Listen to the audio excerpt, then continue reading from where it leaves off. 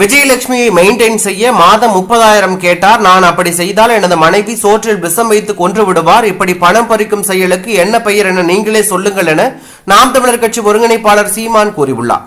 தென்காசி மாவட்டம் செங்கோட்டையில் ஒரு நிகழ்ச்சியில் கலந்து கொள்வதற்காக விமானம் மூலம் தூத்துக்குடி வாகைக்குளம் விமான நிலையம் வருகை தந்த சீமான் செய்தியாளர்களை சந்தித்தார். அப்போது பேசிய அவர், ராமேஸ்வரத்தில் போராடி கொண்டிருக்கக்கூடிய மீனவர்களை நான் தான் கூறினேன், சாப்பிடாமல் உண்ணாவிரதம் இருப்பதை விட வேறு வழியில் தங்கள் போராட்டத்தை கொண்டு செல்லலாம் என கூறியிருந்தேன்.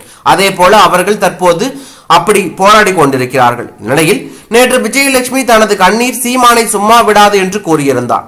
எனக்கு முன்னாடி இதே போல 4-5 பேரை பண்ணி வந்தால் அந்த வேலைக்கு பெயர் என்ன?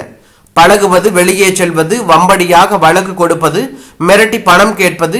அதிகபட்சம் அவள் வைத்த கோரிக்கை மாசம் 30,000 கொடுத்து மெயின்டைன் செய்து கொள்ள சொல்லுங்கள் என்று கோரிக்கை வைத்தார்.